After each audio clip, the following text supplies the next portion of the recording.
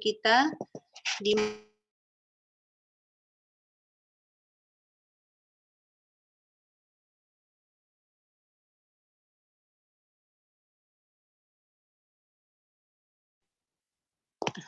teman-temannya yang lain diminta segera gabung ya.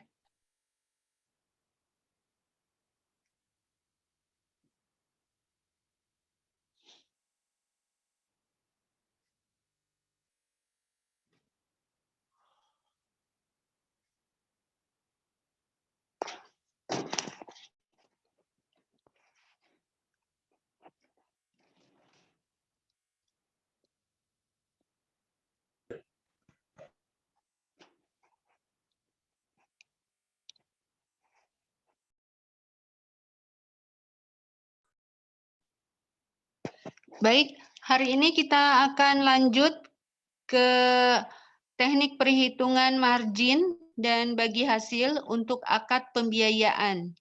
Kemarin kita sudah membahas untuk akad simpanan, bagaimana cara menghitung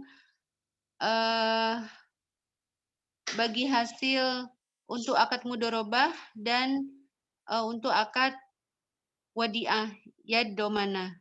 Wadiah yad amanah. Hari ini kita akan mempelajari bagaimana cara menghitung margin dan bagi hasil untuk akad mudharabah dan musyarakah, serta bagaimana cara menghitung margin untuk akad murabahah. Ya, di forum ini telah hadir Ibu Siwi yang kemarin telah mengisi juga. Untuk perkuliahan selanjutnya nanti akan diampu oleh Bu Siwi ya, didampingi oleh Bu Siwi. Silahkan saudara mempersiapkan diri, siapkan catatan, siapkan alat tulis. Ini tidak seperti kuliah biasa yang itu metodenya ceramah, saudara tinggal mendengarkan. Tapi karena kita akan belajar hitung-hitungan, saya berharap saudara bisa mengikuti semua. Layar videonya bisa dinyalakan semua, lalu kemudian saudara bisa aktif mengikuti perkuliahan ini dengan baik. Ya, mohon untuk yang belum bergabung, silakan untuk dijapri teman-temannya untuk bisa segera bergabung ya. Ya, dari saya cukup sekian sebagai pengantar, biar waktunya tidak habis terpakai. Silakan untuk saudara menyiapkan alat tulis dan alat hitung ya. Kita semuanya akan belajar bagaimana teknik perhitungan di Lembaga Keuangan Syariah. Baik, untuk selanjutnya saya serahkan kepada Ibu Siwi. Silakan Bu Siwi untuk melanjutkan perkuliahan di pagi hari ini. Dari saya sekian.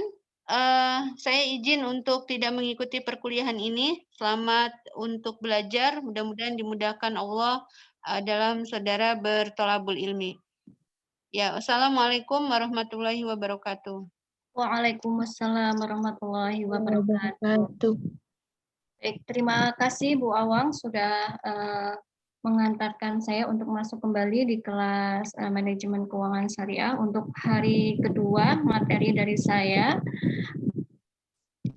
Sebelumnya minggu kemarin kita sudah membahas terkait bagaimana cara menghitung bagi hasil simpanan, baik simpanan mudharabah maupun simpanan wadiah, baik simpanan mudharabah dalam bentuk simpanan biasa maupun mudharabah dalam bentuk simpanan berjangka atau deposito.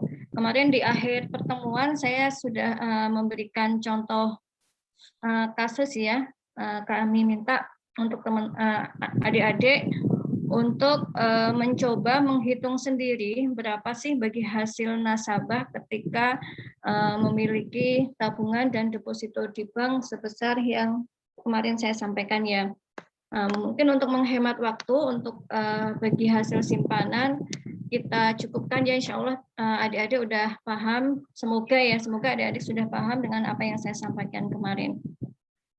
Untuk hari ini seperti yang disampaikan Bu Awang tadi, materi lanjutan dari hari kemarin. Kalau kemarin kita berbicara terkait fungsi bank sebagai penghimpun dana, maka untuk hari ini kita akan berbicara terkait fungsi bank sebagai penyalur dana ya, sebagai penyalur dana. Mungkin sedikit mereview apa yang pernah disampaikan Bu Awang di materi perkuliahan sebelumnya. Mohon maaf, adik-adik, untuk share screen saya sudah terlihat ya? Sudah, Bu. Oke, baik. Oke, kita masuk ke fungsi bank sebagai penyalur dana.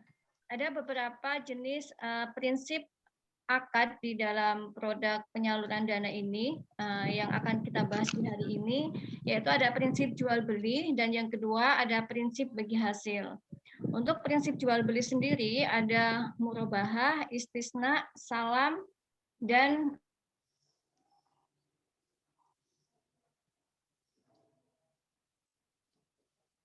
kan adalah di objek transaksi. Kalau untuk murabahah itu objeknya adalah barang, sedangkan untuk ijarah objeknya adalah jasa. Oke, untuk yang pertama kita akan membahas akad murabahah. Boleh saya bertanya dulu ke adik-adik semua, apa sih akad murabahah itu? Boleh partisipasinya Mbak Waude? Waude ya, benar ya? Halo?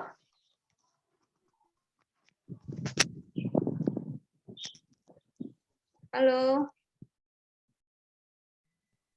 Halo, Bu. Oh, Mas ya, mohon maaf. Iya, Bu. Halo? Iya, Iya. Bu. Ada yang bisa bantu saya? Apa itu akad murabahah?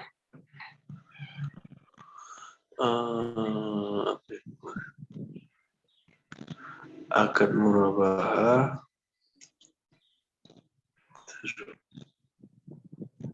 Maaf, dengan Mas siapa ya? Ini. Oh, ini dengan Mas Aswin, Bu. Mas siapa? Aswin, Bu. Oh, Mas Aswin. Oke, Mas Aswin. Apa itu akad murabahah, Mas Aswin?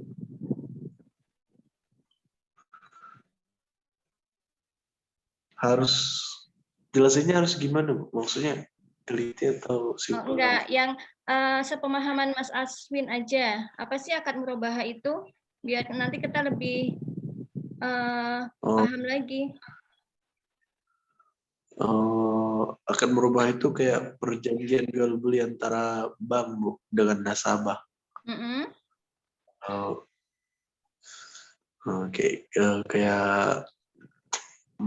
Kayak bank syariah, Bu, gitu. Simpelnya sih dari saya. Oke, mungkin ada pendapat dari adik-adik yang lain, Mbak Waude.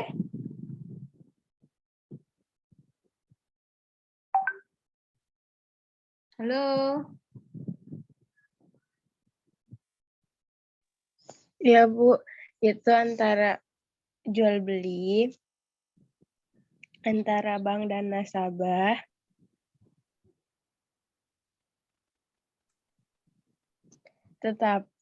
Tapi bank boleh menyebutkan harga jualnya atas harga pokok dan tingkat keuntungan tersebut. Terus untuk pembayarannya saat terjadi serah terima. Oke, baik Mbak Waude. Ya, seperti yang disampaikan Mbak Waude tadi, bahwasanya akad murabahah adalah jual beli kredit antara nasabah dengan bank, di mana bank itu menyebutkan harga perolehan barang dan margin keuntungan yang diminta oleh bank itu disebutkan ya, sehingga harga jual itu jelas di depan ketika akad. Jadi harga perolehannya berapa, marginnya berapa, sehingga ada transparansi antara nasabah dengan bank. Untuk serah terima barangnya itu diserahkan pada saat akad ya. Akad dimulai dengan penyerahan barang terlebih dahulu, kemudian ada penandatanganan akad, kemudian nanti diikuti angsuran yang dibayarkan oleh nasabah setiap bulannya. Di mana akad murabahah ini harganya sudah ditentukan di depan tadi ya, harga perolehan ditambah harga margin dan tidak boleh ada perubahan harga sewaktu-waktu. Oke, mungkin untuk untuk lebih jelasnya akan saya sampaikan dalam bentuk ilustrasi keuangan ya, seperti yang disampaikan Bu Awang tadi. Materi kita hari ini adalah bagaimana cara menentukan margin pembiayaan murabahah dan bagi hasil simpanan. Untuk yang pertama,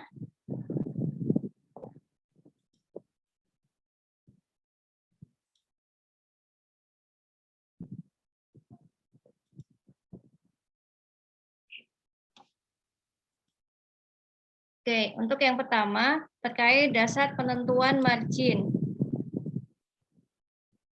Untuk dasar penentuan margin, sebelum kita menentukan margin, kita harus menentukan 4 hal pokok terlebih dahulu. Yang pertama, yaitu target pembiayaan dalam 1 tahun. Jadi sebuah bank itu setiap awal tahun itu harus menentukan berapa sih target pembiayaan yang akan dilempar bank selama 1 tahun yang akan datang. Yang kedua, bank juga harus menentukan anggaran biaya selama 1 tahun yang akan datang. Yang ketiga, bank juga harus menentukan keuntungan yang akan diperoleh bank dalam 1 tahun yang akan datang. Dan yang keempat adalah harga perolehan barang.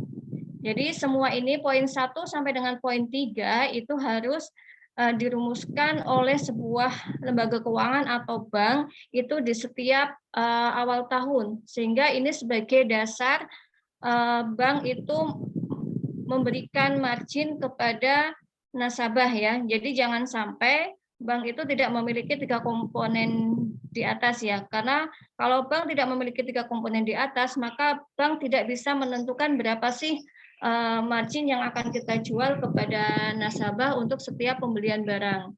Jadi sekali lagi saya ulangi, untuk dasar penentuan margin yang paling pokok adalah yang pertama adalah target pembiayaan dalam 1 tahun, yang kedua anggaran biaya selama 1 tahun, yang ketiga keuntungan yang akan dicapai dalam 1 tahun.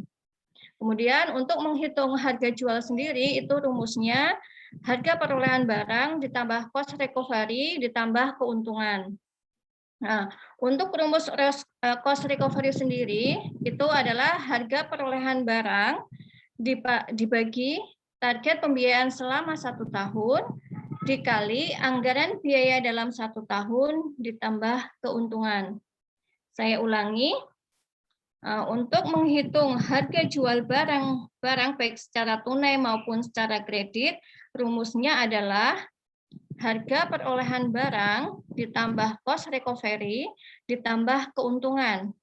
Sedangkan untuk cost recovery sendiri, dasar perhitungannya yaitu harga perolehan barang dibagi target pembiayaan dalam 1 tahun dikali anggaran biaya selama 1 tahun ditambah keuntungan.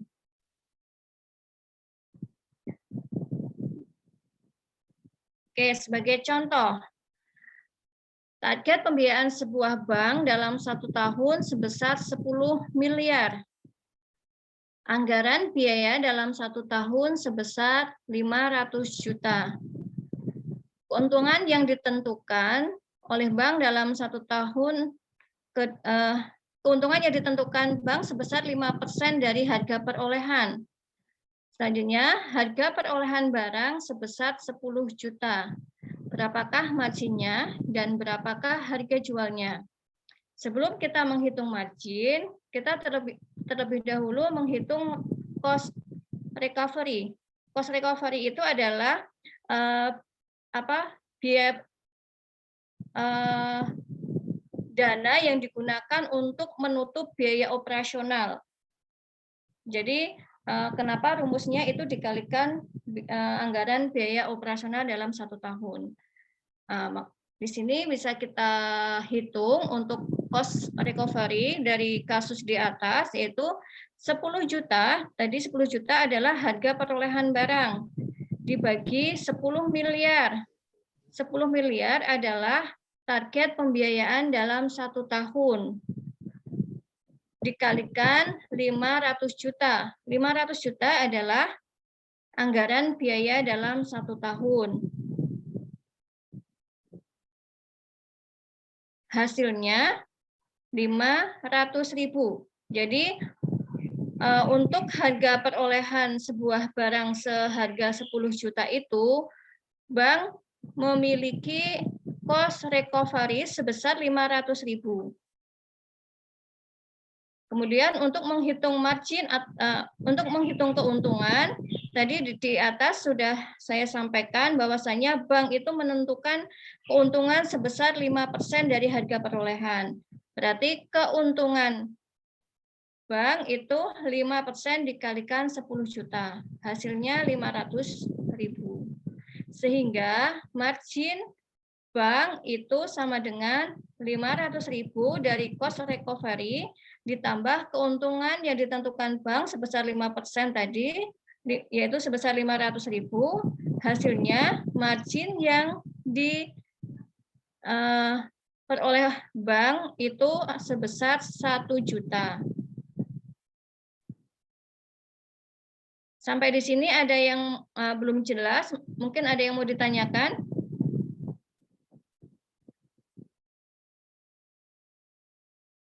Belum, Bu. Belum, Bu. Belum ada yang mau ditanyakan? Belum, Bu. Oke, mohon untuk dipahami karena nanti di akhir materi akan ada soal nanti untuk pengerjaannya nanti lewat Meklas ya. Ya, Bu. Oke. Tadi udah ini ya, hasil dari kasus di atas marginnya adalah sebesar 1 juta. Kemudian berapa sih harga jual dari barang yang harga perolehannya 10 juta tadi? Maka harga jual, tadi rumusnya harga jual adalah harga perolehan barang ditambah cost recovery ditambah keuntungan. Karena tadi cost recovery ditambah keuntungan itu adalah margin, maka kita tinggal menambahkan harga perolehan barang sebesar 10 juta ditambah margin sebesar 1 juta. Sehingga harga jual bank itu sebesar 11 juta.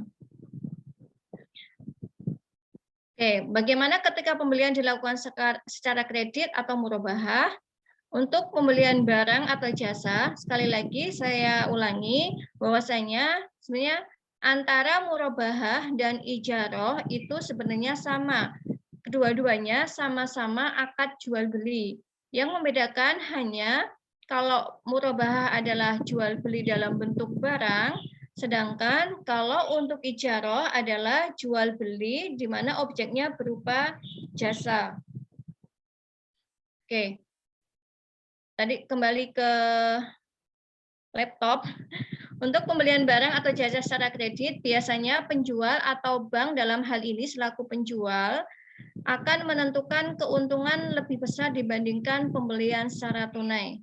Saya yakin ini hal yang wajar ya terjadi di masyarakat bahwasanya ketika kita beli antara beli tunai dengan beli kredit, biasanya pembelian secara kredit itu akan lebih mahal dibandingkan tunai. Karena bank harus menanggung resiko angsuran itu selama jangka waktu angsuran. Oke, selanjutnya ini contohnya ya. Misalkan si Fulan membeli sepeda motor seharga OTR. OTR itu harga on the road ya. Jadi harga setelah ditambah pajak jual beli. Nah, itu sebesar 20 juta, cashback sebesar 500.000, jangka waktu angsuran selama 2 tahun, margin yang ditentukan bank sebesar 15% dalam 1 tahun. Berapakah besar angsuran sepeda motor si Fulan setiap bulannya selama 2 tahun? Oke, sebelum kita masuk ke pembahasan dari soal di atas, saya kembali mau bertanya ke adik-adik semua, cashback yang diberikan bank kepada cashback yang diserahkan atau yang diberikan oleh dealer atau penjual pertama itu menjadi haknya bank atau haknya nasabah? Haknya nasabah. Halo? Iya, Bu. Ada yang bisa dibantu? Cashback itu haknya siapa? Haknya nasabah. Kenapa?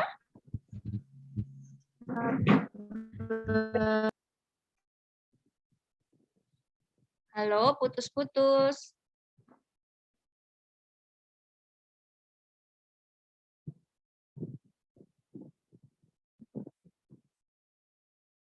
Mbak Serly bisa dibantu? Halo, Mbak Serly.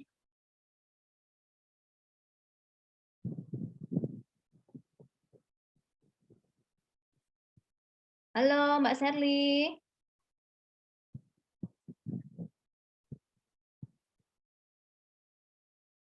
Mbak Anis mungkin, Mbak Anis Triwahyuni. Bisa dibantu Mbak Anis? Pada kemana ya?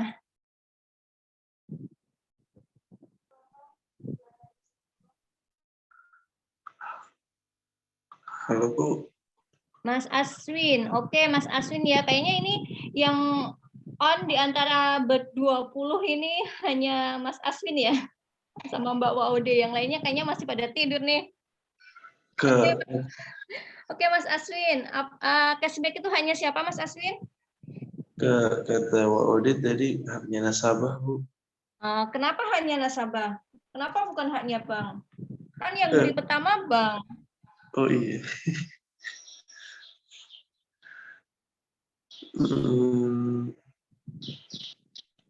Gimana ya? Nggak tahu juga sih. Oke Mas Aswin, terima kasih sudah dibantu. Oke, benar ya, cashback itu adalah haknya nasabah. Kenapa haknya nasabah? Karena cashback itu diberikan oleh dealer kepada bank pada saat bank belum berakad dengan nasabah. Jadi, segala sesuatu yang diberikan oleh pembeli pertama kepada bank atau penjual pertama itu adalah menjadi haknya nasabah. Baik itu dalam bentuk cashback, baik itu dalam bentuk souvenir, mungkin ada juga yang memberikan voucher belanja, itu semua menjadi haknya nasabah, bukan haknya bank. Jadi kalau misalkan bank itu membeli motor, dapat helm, dapat jaket, dapat payung mungkin, itu seluruh cashback, souvenir, hadiah-hadiah itu wajib diserahkan bank kepada nasabah pada saat nanti bank berakad dengan nasabah. Lain halnya ketika bank itu sudah menjalin kerjasama dengan dealer motor A misalkan. Kemudian motor A itu setiap tahun mengadakan gathering untuk rekanan-rekanan dealer tadi. Di mana di gathering itu biasanya ada door prize ya, atau mungkin ada souvenir. Nah itu ketika door prize atau souvenir yang diberikan oleh penjual pertama yang diberikan kepada bank atau penjual pertama itu adalah haknya bank. Jadi saya ulangi ya, cashback atau hadiah apapun yang diberikan oleh penjual kepada bank selama bank belum melakukan akad murabahah kepada nasabah, itu 100% cashback, hadiah, souvenir itu menjadi haknya nasabah. Tetapi apabila bank mendapatkan barang atau mungkin uang atau mungkin door prize atau souvenir yang diberikan oleh dealer kepada bank setelah bank melakukan akad dengan nasabah, maka itu boleh diambil oleh bank. Oke, itu ya. Oke, dari kasus di atas, berapa sih besar angsuran sepeda motor si Fulan setiap bulannya? Oke, di sini tadi ya, harga OTR sepeda motor sebesar 20 juta. Kemudian cashback yang diberikan oleh dealer sebesar 500.000. Sehingga harga perolehan sepeda motor tersebut sebesar 19.500.000. Kemudian tadi di depan margin yang ditentukan sebesar 15% per tahun. Karena si Fulan itu pembiayaan kreditnya selama 2 tahun, maka marginnya dikalikan 2. 15% dikali 2 itu 30%. 30% dikalikan 19.500.000, hasilnya 5.850.000. Saya ulangi, margin dihitung dari margin yang telah ditentukan bank tadi sebesar 5% per tahun. Karena jangka waktunya 2 tahun, maka 15%-nya dikalikan 2. Sehingga hasilnya sebesar 30% dikalikan harga perolehan sepeda motor. Harga perolehan sepeda motor adalah harga OTR dikurangi cashback. Kemudian dari harga perolehan itu kita tambahkan dengan margin. Sehingga ketemulah harga jual murabahah. Harga jual murabahah tadi di depan sudah saya sampaikan. Harga jual adalah harga perolehan ditambah margin. Maka 19.500.000 ditambah 5.850.000. Hasilnya harga jual untuk sepeda motor dengan harga perolehan 19.500.000 adalah sebesar Rp25.350.000. Ini adalah harga jual selama 2 tahun. Kemudian dari harga jual ini kita bagi jangka waktu. Jangka waktunya tadi 24 bulan ya, karena 2 tahun. 2 tahun maka 2 dikalikan 12 hasilnya 24 bulan. Sehingga angsuran per bulannya sebesar Rp25.350.000 dibagi 24 bulan. Hasilnya angsuran setiap bulannya sebesar Rp1.056.250. Angsuran ini selama 24 bulan tetap. Tidak, kalau misalkan nasabah mau menambahkan boleh saja, kalau kurang sih kebijaksanaan bank ya biasanya, kalau kurang dari 1.056.000 biasanya akan terjadi tunggakan ya, ada tunggakan untuk riwayat pembiayaannya si Fulan tadi. Saya ulangi, seperti yang saya sampaikan di depan tadi, bahwasanya untuk akad murabahah harga jual sudah ditentukan di depan. Dan ini harga jual ini tetap selama jangka waktu angsuran nasabah. Tidak boleh ada perubahan, tidak boleh ada penambahan. Perubahan kalau pengurangan pada saat pelunasan boleh, tetapi kalau pengurangan pada masa angsuran itu tidak boleh. Karena apa? Karena nanti akan terjadi 2 harga. Padahal yang namanya akad itu yang diperbolehkan dalam satu akad itu hanya ada 1 harga. Kalau dalam satu akad lebih dari harga lebih dari 1 itu tidak diperbolehkan.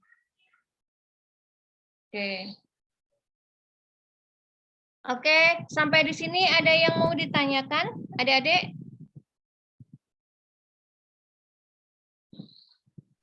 Belum ada, Mbak. Insya Allah belum, Bu. Oh, alhamdulillah udah jelas ya. Oke, kita lanjut ke selanjutnya. Tadi di depan sudah ketentuan perhitungan margin. margin itu untuk istilah untuk pembiayaan akad murabahah ya, sedangkan untuk pembiayaan dengan akad ijarah itu istilahnya ujroh. Tetapi prinsipnya dasar perhitungan margin maupun ujroh sama. Di awal ketika bank akan menentukan margin, maka bank harus menentukan dulu tadi target pembiayaan dalam 1 tahun, anggaran biaya dalam 1 tahun, keuntungan yang akan ditargetkan dalam 1 tahun yang akan datang. Oke, masuk ke perhitungan yang kedua, tadi yang bagi hasil, maaf, yang tadi yang margin itu bisa meliputi untuk pembiayaan murabahah, istisna maupun ijaroh. Kemudian untuk perhitungan bagi hasil ini, kembali saya ingin bertanya ke adik-adik semua, pembiayaan dengan prinsip akad apa saja sih yang menggunakan perhitungan bagi hasil? Saya pengen tanya yang lain, Mas Faisal Santoso. Halo, Mas Faisal.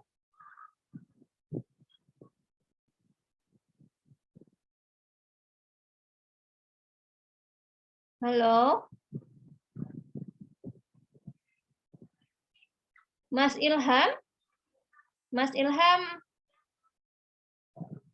Halo, Mas Ilham. Pada kemana ini ya? Oke, yang online siapa ya? Siapa aja nih yang online selain Mas Aswin, Mbak Waude? Tadi ada 2 suara ya. Siapa?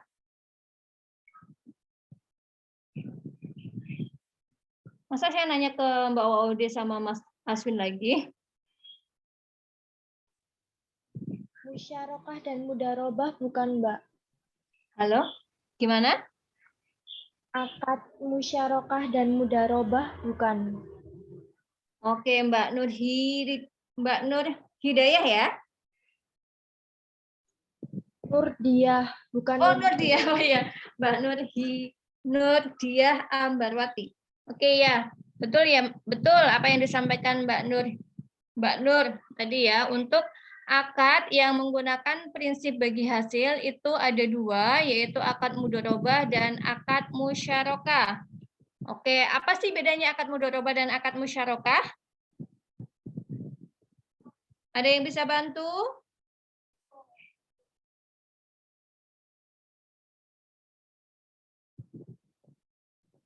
Halo. Halo Bu, sorry, maaf Bu, ini suaranya putus-putus di saya. Oh iya. Iya, suaranya tadi sempat hilang Ibu. Oh, Mbak Esa ya? Iya Bu. Oke, Mbak Esa, boleh dong, menurut Mbak Esa apa sih bedanya mudharabah dengan musyarakah? Mudharabah itu tuh perjanjian ini Bu, kayak antara nasabah sama bank gitu Bu. Tapi dengan kesepakatan memperoleh keuntungan itu tuh kayak ini Bu, kayak deposito dan sebagainya gitu-gitu loh Bu. Kayak ya intinya tuh bagi hasil lewat kesepakatan akad gitu. Sedangkan musyarakah itu kalau nggak salah tuh ini Bu. Apa ya? Bu. Aduh. Oke, dibuka lagi catatannya.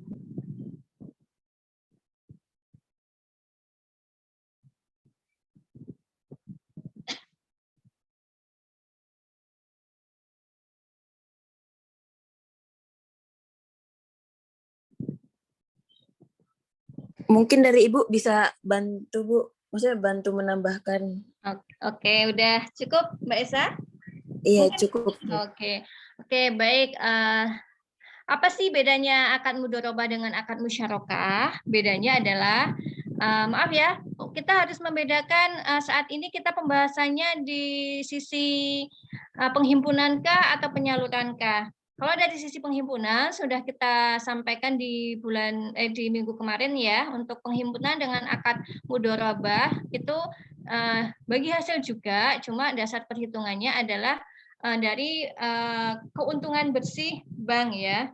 Sama sih sebenarnya nanti, cuma untuk yang sekarang ini kita fokusnya ke mudharabah dalam bentuk penyaluran dana atau yang bisa dikatakan dalam bentuk pembiayaan. Nah, untuk bedanya dari akad mudharabah dan musyarakah, mudharabah itu akad pembiayaan di mana modal 100% itu modal 100% dari sahibul mal atau pemilik dana. Dalam hal ini modal 100% modal 100% itu miliknya bank. Sedangkan mudharib hanya sebagai pengelola saja. Jadi mudharib itu tidak memiliki kontribusi modal dalam bentuk uang tunai, tapi mudharib itu hanya memiliki keahlian dalam bidang usahanya. Untuk keuntungan itu dibagi hasil sesuai dengan nisbah kesepakatan pada saat akad. Ketika terjadi kerugian yang bukan karena kelalaian dari nasabah, itu menjadi tanggung jawab sohibul mal atau bank dalam hal ini. Saya ulangi, untuk akad mudharabah adalah akad pembiayaan di mana modal 100% milik sohibul mal atau bank. Sedangkan mudharib atau nasabah hanya sebagai pengelola dana. Bagi hasil dibagi sesuai dengan kesepakatan nisbah di awal, sedangkan apabila terjadi kerugian, di mana kerugian itu bukan disebabkan kelalaian dari mudharib atau nasabah, itu 100% menjadi tanggung jawab sahibul mal atau bank. Tetapi apabila kerugian itu disebabkan oleh kelalaian nasabah, maka bank boleh meminta nasabah untuk ikut menanggung kerugian tersebut. Insya Allah paham ya, itu akad mudharabah. Selanjutnya untuk akad musyarakah, sama-sama akad kerjasama antara bank dengan nasabah. Bedanya, kalau akad musyarakah itu masing-masing pihak itu berkontribusi terhadap modal. Bank memiliki modal dan nasabah juga memiliki modal. Jadi apabila kerjasama usaha itu sama-sama menginvestkan modalnya baik nasabah maupun bank. Di mana apabila terjadi keuntungan itu juga dibagi sesuai dengan kesepakatan nisbahnya. Kalaupun terjadi kerugian itu dibagi sesuai dengan porsi modalnya. Beda ya, kalau untung dibagi sesuai dengan nisbahnya, tetapi kalau terjadi kerugian, kerugian itu dibagi sesuai dengan porsi modalnya. Misalkan modalnya membutuhkan modal sebesar 50 juta. Dari 50 juta itu kesepakatan nisbahnya misalkan 30 untuk nasabah, 70 untuk bank. Maka ketika terjadi keuntungan, keuntungan itu dibagikan untuk nasabah 30, untuk bank 70. Tetapi ketika terjadi kerugian, maka kerugian itu dibagi sesuai porsi modal. Porsi modalnya kan tadi berapa tadi? Porsi modalnya 50 tadi kan modalnya 50 juta. Bank memiliki modal, saya ulangi aja. Modalnya tadi sebesar 50 juta. Nasabah memiliki modal sebesar 20 juta. Bank memiliki modal 30 juta. Kemudian modal bank dan modal nasabah itu dijadikan satu, hasilnya 50 juta. Ketika untung dibagi sesuai nisbah, yaitu 30% untuk nasabah, 70% untuk bank. Sedangkan kalau rugi dihitung sesuai dengan porsi modal. Tadi modalnya nasabah 20 juta. 20 juta dibanding 50 juta itu berapa persen?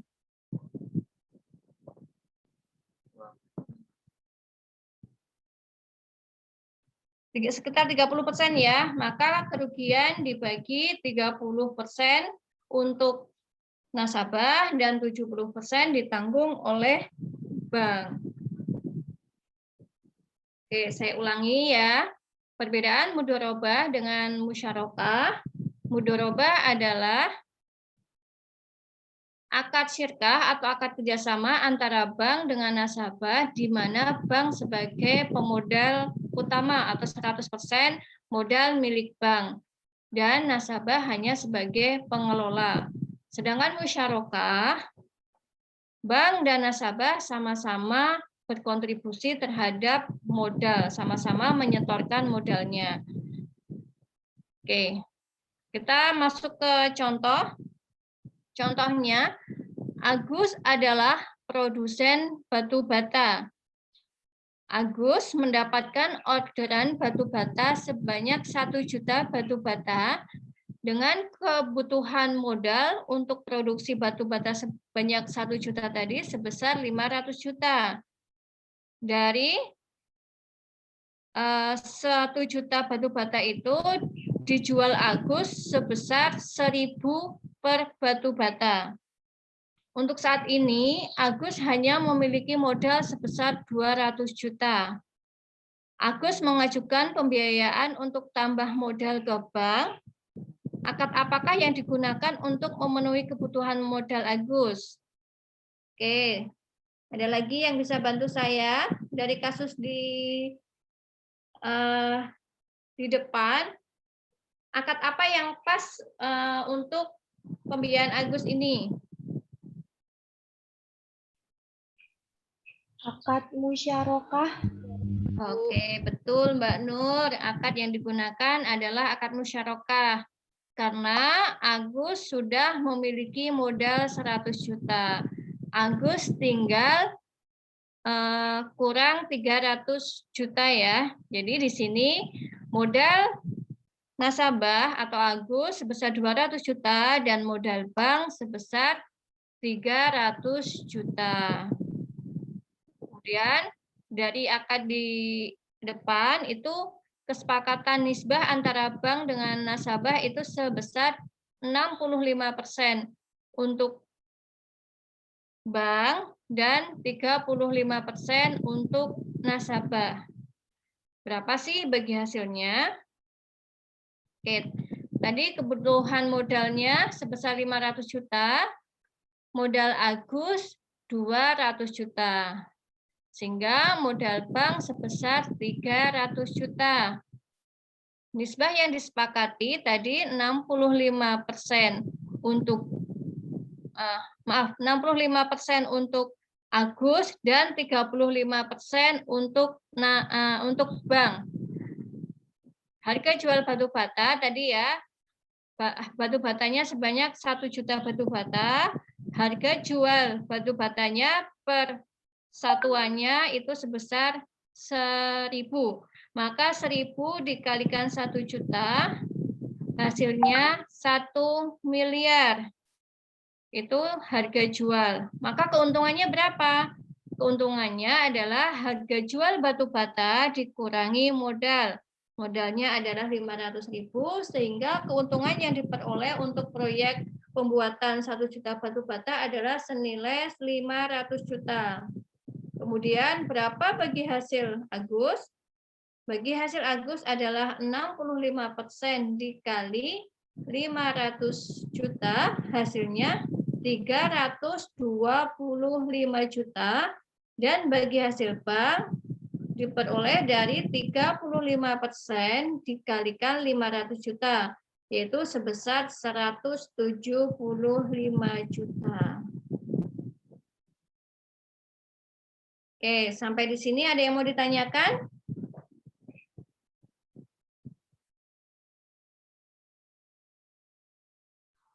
Belum ada, Mbak. Bu. Oke. Beda dengan akad murabahah, untuk akad dengan prinsip bagi hasil ini, baik untuk musyarakah maupun mudharabah, itu tidak bisa dilakukan angsuran dalam setiap bulannya ya. Angsuran itu hanya bisa dilakukan ketika memang modal sudah kembali ke nasabah. Jadi kan tadi ya, Agus menjual batu bata itu ke konsumennya. Ketika konsumennya itu melakukan pembayaran ke Agus, maka Agus baru bisa mengembalikan modal bank yang sebesar 300 juta tadi ditambah bagi hasil bank sebesar 175 juta. Jadi tidak bisa terus yang 300 juta itu dibagi jangka waktunya. Jadi modal itu dikembalikan oleh nasabah ketika akad ini selesai. Biasanya untuk akad mudharabah ini ada estimasi jangka waktu. Misalkan estimasi jangka waktu untuk memproduksi batu bata sebanyak 1 juta itu katakanlah 5 bulan.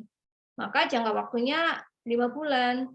Jadi jangka waktu itu menyesuaikan lama produksi suatu barang. Tidak bisa terus kita tentukan di depan harus selesai selama sekian bulan.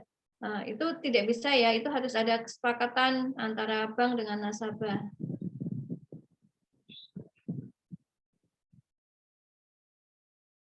Oke, selanjutnya ada contoh soal. Mungkin bisa adik-adik baca dulu soalnya.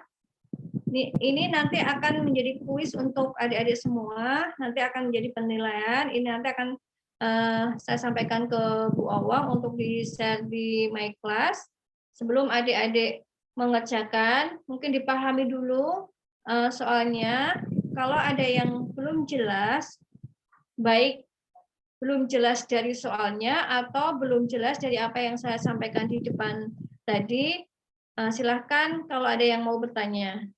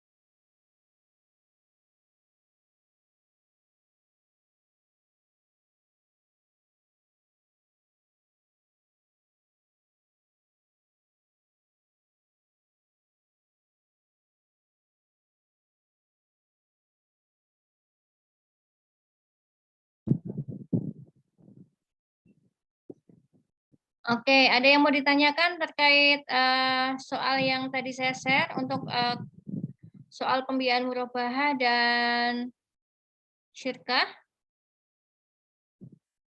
Belum ada, Bu. Oke, selanjutnya ini mengulang materi yang minggu lalu ya, karena kemarin soalnya baru sebatas apa ya, soal apa sih, sepintas ya, spontanitas. Jadi ini saya juga akan memberikan tugas untuk adik semua, selain tugas dari perhitungan bagi hasil dan margin, ini ada satu tugas lagi terkait perhitungan bagi hasil simpanan. Sudah terlihat ya di layar teman-teman semua? Sudah, Bu. Sudah, Bu.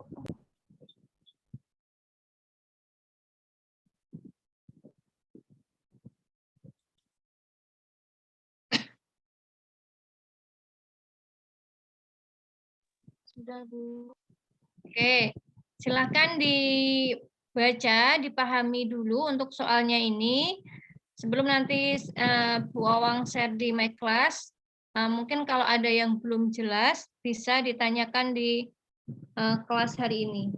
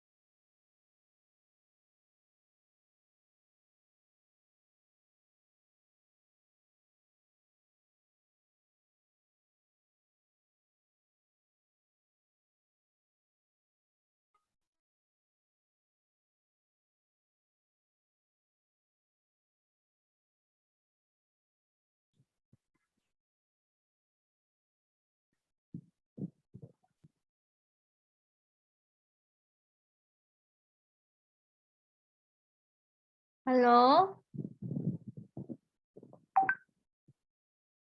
Untuk soal nomor 1, nggak ada yang nanya tuh. Di sini kan ada Ahmad memiliki uang muka sebesar 20%. Uang muka itu sebagai pengurang apa sih? Nggak ada yang mau nanya sebelum saya akhiri untuk kelas pagi hari ini.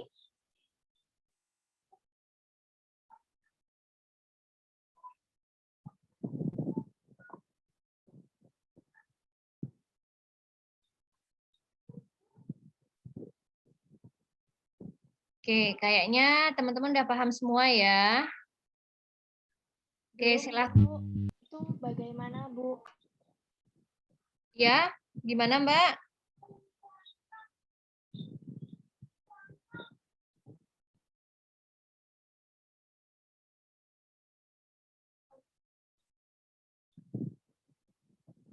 Itu berarti pembayarannya juga di awal, di tengah seperti itu, Bu. Yang apa? Yang nomor 1. Yang nomor 1 ini kan akadnya murabahah ya, karena untuk pembelian mobil. Nanti adik-adik dihitung dulu harga perolehannya berapa. Kemudian dihitung dulu marginnya selama 48 bulan itu berapa. Maaf, ini ada yang salah.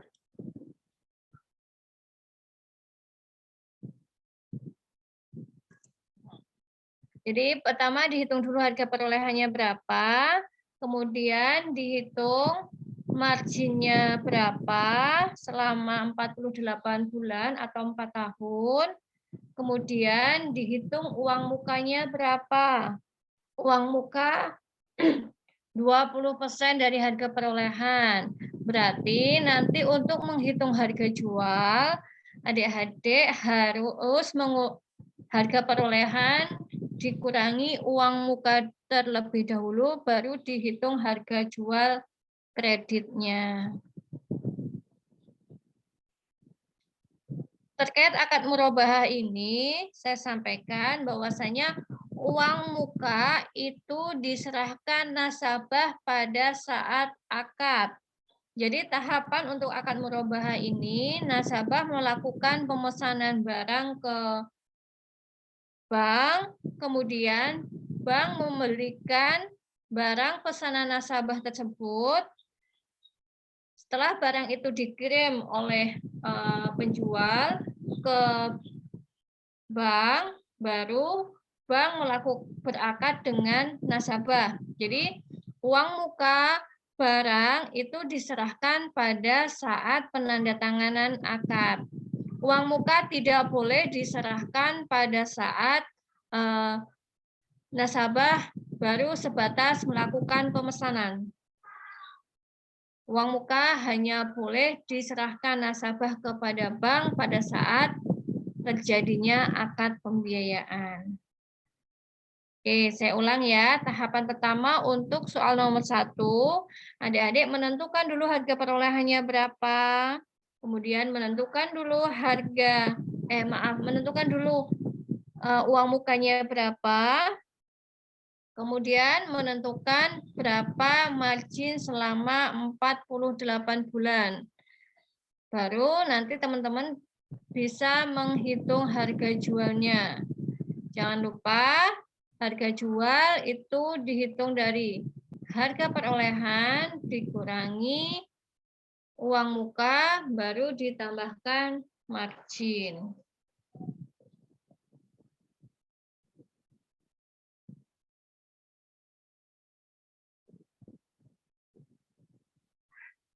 Oke, insya Allah semua sudah paham ya. Ini dikerjakan, nanti untuk selanjutnya saya komunikasikan dengan Bu Awang untuk dijadikan tugas untuk teman-teman dan di input di My Class. Mungkin karena walaupun masih kurang 10 menit ya, saya izin untuk mengakhiri kelas dulu karena teman-teman juga kayaknya banyak yang nggak online ini, hanya beberapa yang online. Dari respon tadi hanya beberapa orang yang merespon. Jadi untuk materi pagi hari ini terkait dasar perhitungan margin dan bagi hasil mungkin saya cukupkan.